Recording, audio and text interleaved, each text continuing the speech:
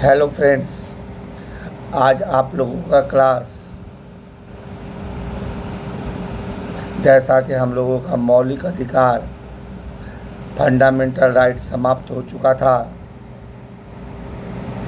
आज हम लोग संविधान के भाग 4 के बारे में, जो भाग 4 जिसमें राज्य के नीति निर्देशक तत्व के बारे में बताया गया है। राज्य के नीति निर्देशक तत्व DPSP जिसको कहा जाता है, directive principle and state policy. बहुत सारे शिक्षक DPSP कह के इसको पढ़ाते हैं। DPSP का मतलब ही हुआ राज्य के नीति निर्देशक तत्व। हम लोग फंडामेंटल राइट्स, अपने मौलिक अधिकार को, जो हम लोगों को संविधान के द्वारा जो अपना अधिकार दिया गया है, उस अधिकार को हम लोगों ने पिछले क्लास में समझा। आज हम लोग संविधान के भाग 4 को समझेंगे, जो राज्य के नीति निर्देशक तत्व के बारे में बताया गया है। आर्टिकल 36 से लेकर 51 तक हम लोग एक एक करके एक आर्टिकल पे बात करेंगे। राज्य के नीति निर्देशक तत्व होते क्या है? राज्य के नीति निर्देशक यानी राज्य के नीति निर्देशक तत्व जो हैं, यानी राज्य को निर्देश दिया गया है संविधान के द्वारा कि आप जनता के हितों के लिए काम करेंगे।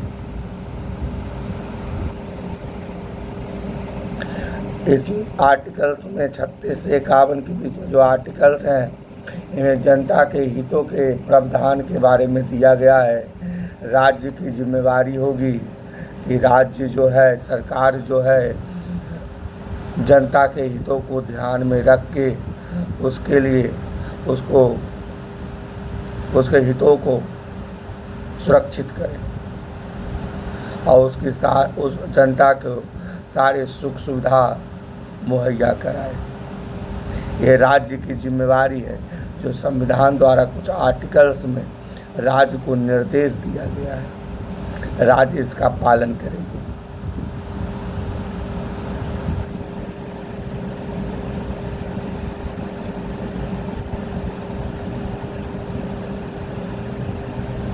हम लोग इसमें कुछ आर्टिकल्स जो हैं 36, सबसे पहले मैं 36 की बात करूंगा।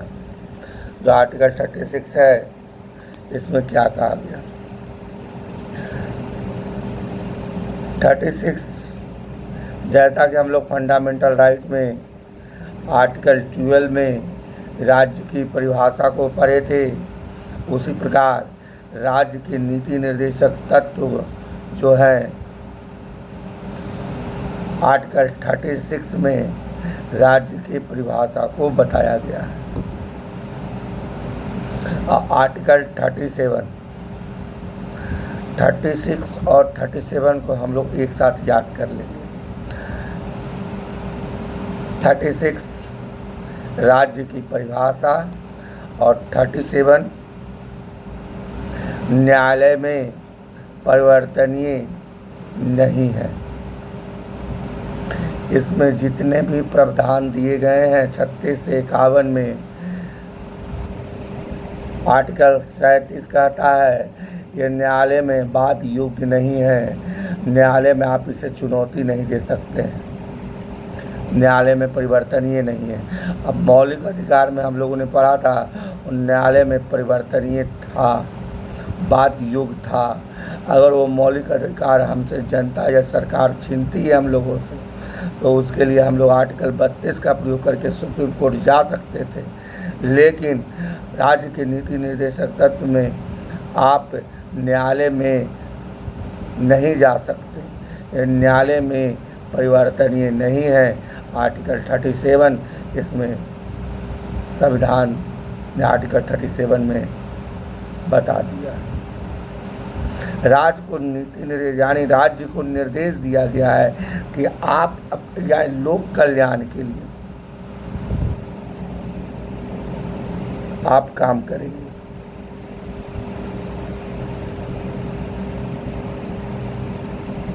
आप सामाजिक आर्थिक लोकतांत्रिक व्यवस्था में सुधार करेंगे। यह राज्य को निर्देश है। इसके लिए अगर कोई चाहेगा कि हम मौलिक अधिकार की तरह हम इसमें जितने भी प्रावधान है 36 से 51, अगर उसमें लोगों के इसमें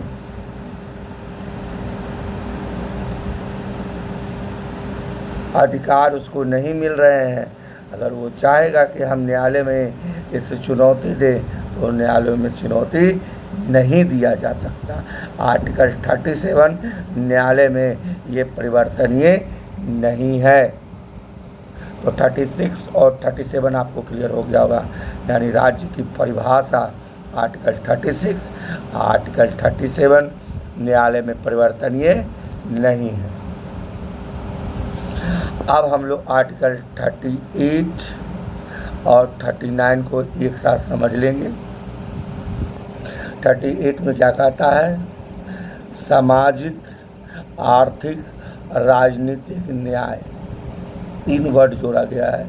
सामाजिक, आर्थिक और राजनीतिक न्याय के बारे में राज्य सरकार जो है जनता के हितों के बारे में काम करेगी। सामाजिक तौर पे, आर्थिक तौर पे और राजनीतिक तौर पे सरकार जनता के हितों के बारे में काम करेगी। आर्टिकल 38 क्लियर हो गया होगा। आर्टिकल 39 में क्या प्रावधान है? जितने भी संसाधन हैं वो कुछ के हाथों में ना होकर सभी के हाथों में होना चाहिए।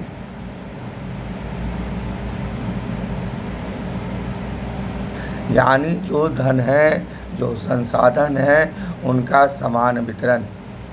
आर्टिकल 39 में एक बात और कहा गया है, समान काम के लिए समान वेतन का प्रावधान है। समान काम है और उसके लिए समान वेतन का प्रावधान दिया जाएगा। अब समान काम,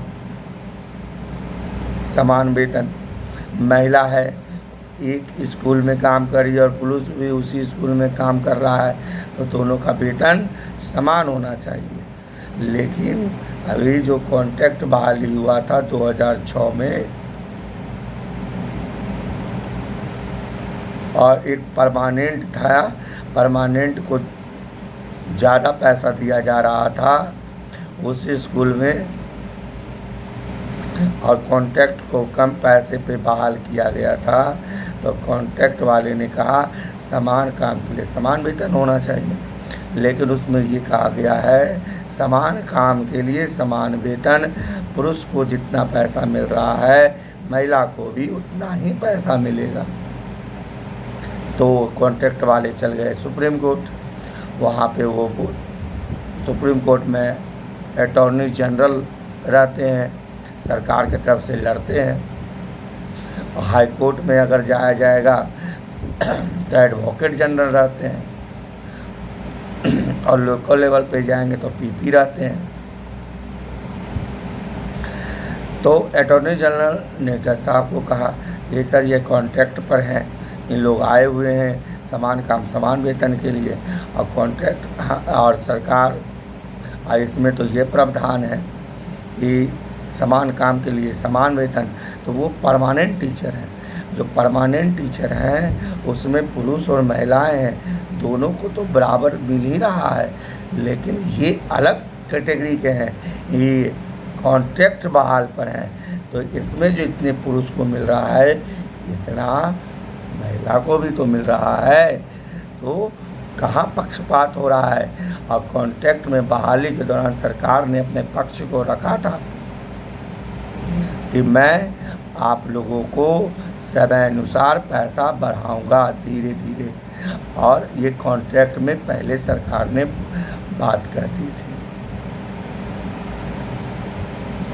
तो जज साहब के द्वारा ये फैसला सुनाया गया कि ये बात सही है, और समान काम के लिए समान वेतन जो परमानेंट टीचर हैं उनको तो दिया ही जा रहा है, जो पुरुष हैं उसको भी उतना, महिला को भी उतना परमानेंट में, लेकिन जो कॉन्ट्रैक्ट में हैं उनमें भी पुरुष को उतना ही दिया जा रहा है जितना महिला को दिया जा रहा है। और राज्य जो है सरकार, राज्य सरकार का कहना था अभी मेरे पास फंड नहीं है, मेरे पास पैसा आएगा तो मैं कॉन्ट्रैक्ट बहाल जो शिक्षक किया हूँ उसके भी इनकम में मैं बढ़ोतरी करूँगा। ये क्लोज हो गया। और दूसरी बात तो ये थी कि जो समान काम समान वेतन राज्य को निर्देश दिया गया है कि ठीक है आप दीजिए, आप लोक कल्याण के लिए काम कीजिए, लेकिन ये न्यायालय में परिवर्तन ये नहीं है। न्यायालय में आप इसे जाके इन्फोर्समेंट नहीं कर सकते, फोर्सफुली आप इसको प्राप्त नहीं कर सकते, सुप्रीम कोर्ट डायरेक्ट कर देगा।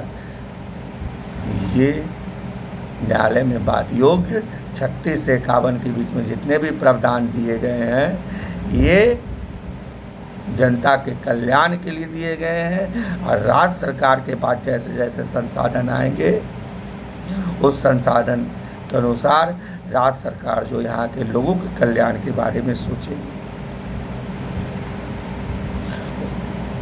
वो राज्य का जिम्मेदारी होगा, राज्य इस पर विचार करेगी। तो 36 हम लोगों ने राज्य की परिभाषा क्लियर कर लिया। 37 न्यायालय में परिवर्तन ये नहीं है। 38 में हम लोगों ने देखा सामाजिक आर्थिक राजनीतिक न्याय राज्य की जिम्मेवारी होगी कि सभी लोगों को उसके हितों के बारे में संरक्षण प्रदान करें। 39 में हम लोगों ने देखा संसाधन के संरक्षणों के हितों की संरक्षण की जाए। जितने भी संसाधन हैं सभी लोगों को मिलना चाहिए, कुछ के हाथों में नहीं होना चाहिए। और उसके बाद समान काम समान वेतन हम लोगों ने देखा।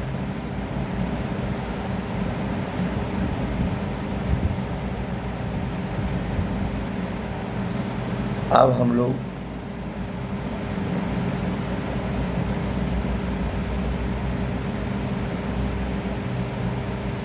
आर्टिकल 40 की बात करेंगे। आर्टिकल 40 ग्राम पंचायत के बारे में कहता है, लेकिन आर्टिकल 40 में जब ग्राम पंचायत के बारे में कहा गया तो गांधी जी का कहना था कि गांव होना चाहिए, लेकिन भीमराव अंबेडकर जी का कहना था गांव की ज़रूरत नहीं है। अगर गांव होगा तो जो मुखिया होंगे गांव के वो सारे पैसे खा जाएंगे, तो गांव को क्या फ़ायदा मिलेगा गांव के लोगों को। तो गांधी जी का कहना था अगर केंद्र सरकार के द्वारा अगर 50% भी पैसा आता है तो 20% यदि मुखिया खाते हैं तो 30% तो कहीं ना कहीं गांव में लगेगा पैसा।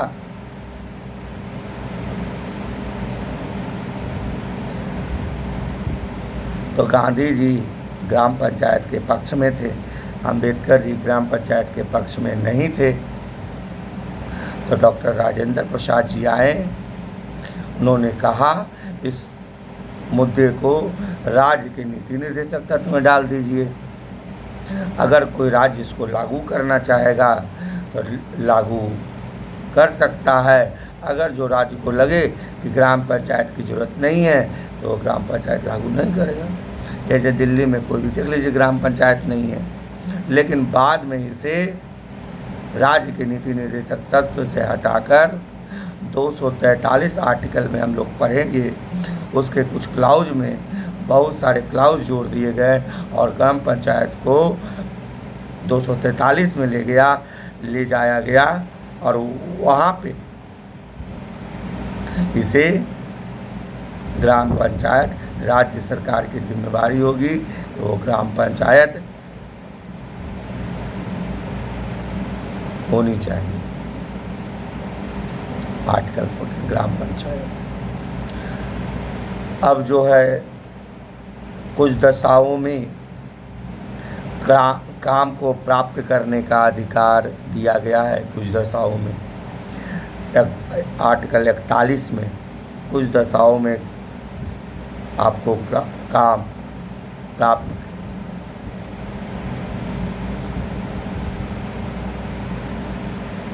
करने की हक है, जैसे गरीबी, बेरोजगारी, बीमारी। अगर ऐसा कंडीशन हो तो इस कंडीशन में आपको काम प्राप्त करने के बारे में कहा गया है, दिया जाएगा। आर्टिकल 41। आर्टिकल 42। अब मान लेते हैं आपको काम प्राप्त मिलेगा, लेकिन काम जो मिलेगा वो न्याय संगत होना चाहिए। मानवीय दशा, यानी आप काम तो मिल गया लेकिन न्याय संगत नहीं है, मानवीय दशा नहीं है, यानी जैसा तैसा काम नहीं, आपको न्याय संगत होना चाहिए, यानी मानवीय दशा के अंतर्गत होना चाहिए। आर्टिकल 42 भी क्लियर हो गया होगा, न्याय संगत और मानवीय दशा के बारे में कहा गया। आर्टिकल 43। अब काम जो है आपको न्याय संगत और मानवीय के साथ साथ आपको इतना वेतन, उसमें निर्वाह युक्त वेतन मजदूरी भी देने का प्रावधान है कि आपका जीवन यापन जो है सही तरीके से निर्वाह हो जाए।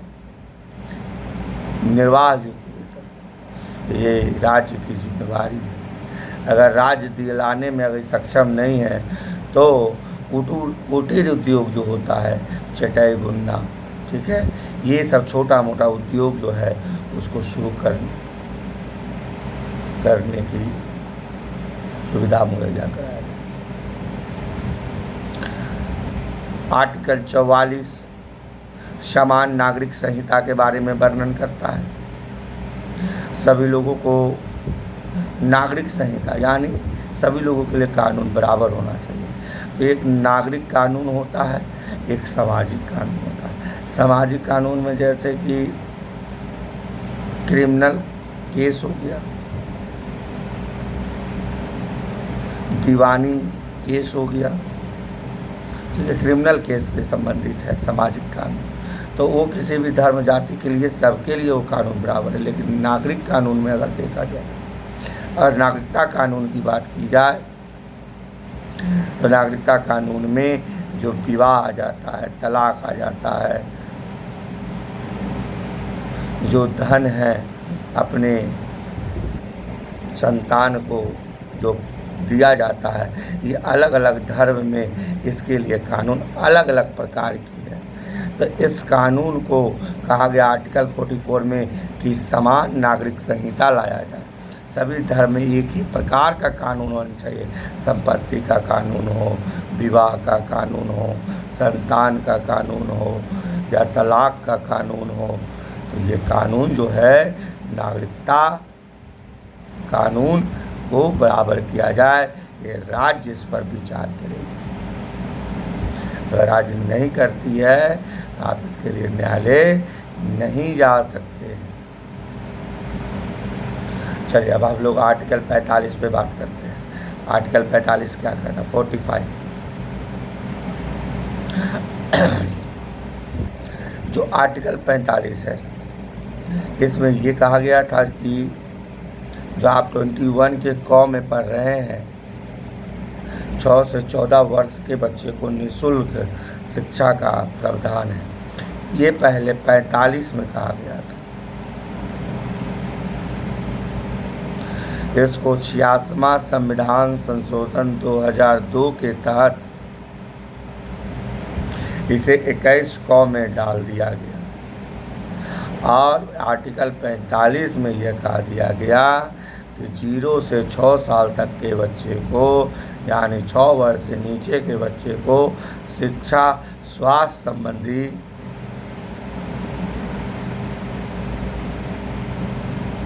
सुरक्षा सुविधा प्रदान करेगी।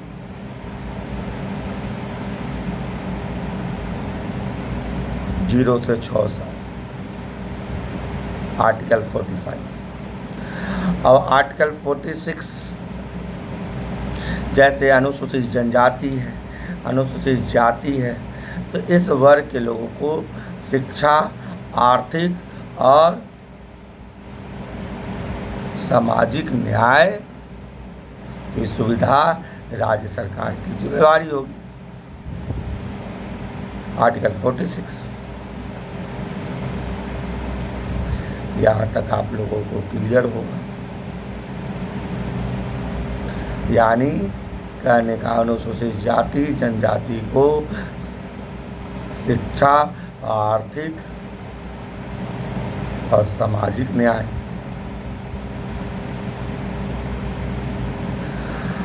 अब हम लोग बात करेंगे आर्टिकल 47, आर्टिकल 48, 49, 50 और 51। थोड़ा सा मैं रिवीजन ले लूँ पीछे से।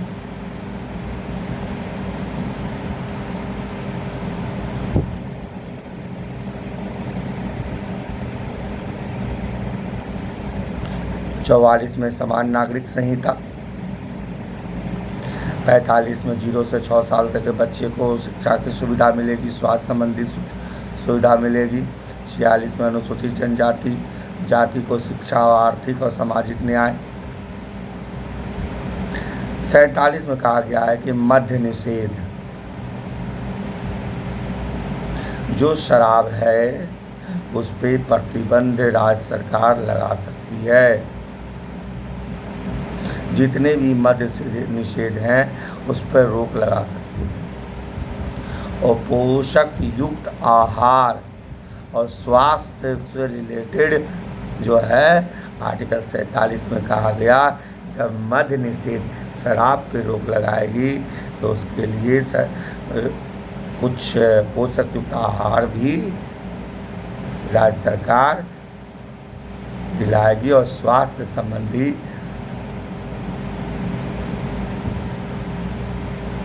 सुरक्षा भी प्रदान करेगी। 48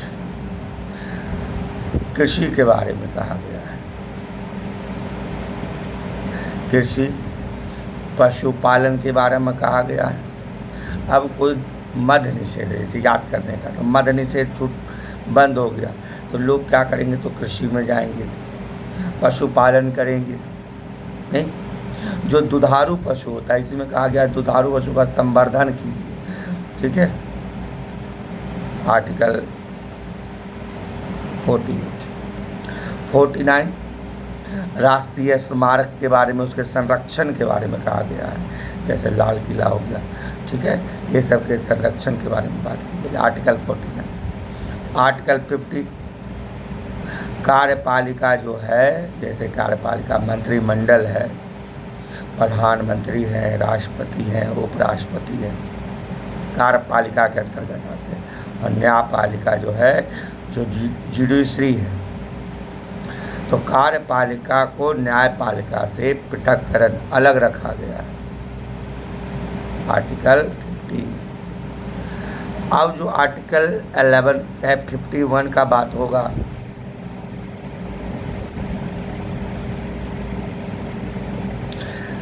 राज्य को बहुत सारा निर्देश दिया गया कि आप जो है समान नागरिक संहिता लाइए,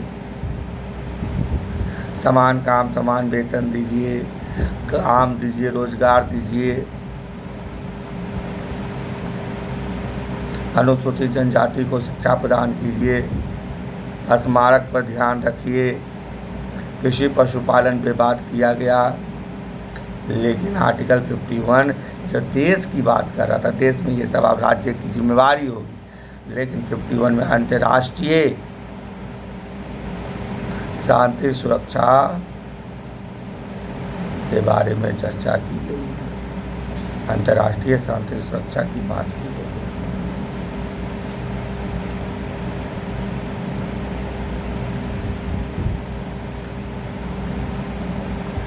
एक केस बहुत फेमस था, केशवानंद भारती केस, बनाम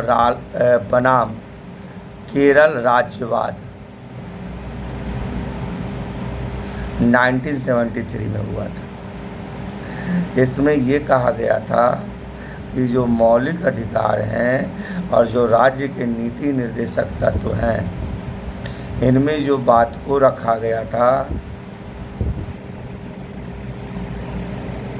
तो इस पे जो केशवानंद भारती केस में बात उठा कि मौलिक अधिकार सर्वश्रेष्ठ है, राज्य के नीति निर्देशक तत्व सर्वश्रेष्ठ है। तो केशवानंद भारती केस में कहा गया था कि मौलिक अधिकार राज्य के नीति निर्देशक तत्व से ये ज़्यादा सर्वश्रेष्ठ मौलिक अधिकार हैं। और जो ये राज्य के नीति निर्देशक तत्व है, ये कहाँ से लिए गए? तो ये आपको आयरलैंड से लिए गए। आयरलैंड राज्य के नीति निर्देशक तत्व को कहाँ से लिया? स्पेन से लिया।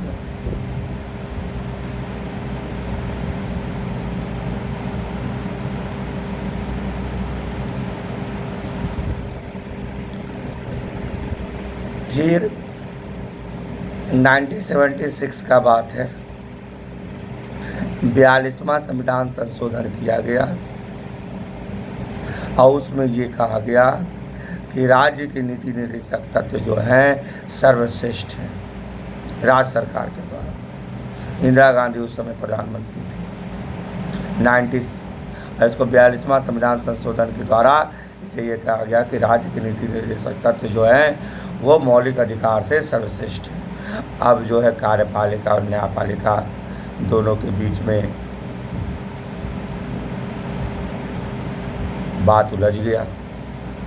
तो मिनर्वा मिल्स 1980 की बात है, उसमें मिनर्वा मिल्स 1980 में ये बात निकल के आई, न्यायालय के द्वारा कहा गया कि मौलिक अधिकार जो हैं और राज्य के जो नीति निर्देशक तत्व हैं दोनों एक दूसरे के पूरक हैं। दोनों जनता के हितों के बारे में बात करता है, इसलिए न मौलिक अधिकार सर्वश्रेष्ठ है न राज्य के नीति निर्देशक तत्व, दोनों एक दूसरे के समान हैं। अगर बात हो जाए दोनों में कौन सर्वश्रेष्ठ है, तो दोनों एक दूसरे के पूरक हैं।